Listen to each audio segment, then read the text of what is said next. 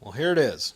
I got my new used seats off of eBay. $30 free shipping.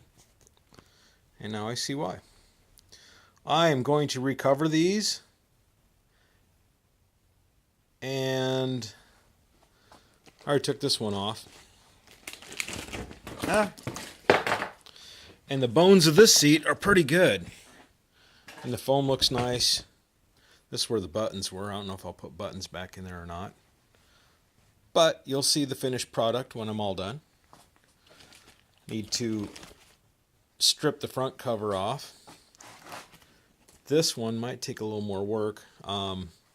Thinking about notching the seat and putting a layer of gel in there.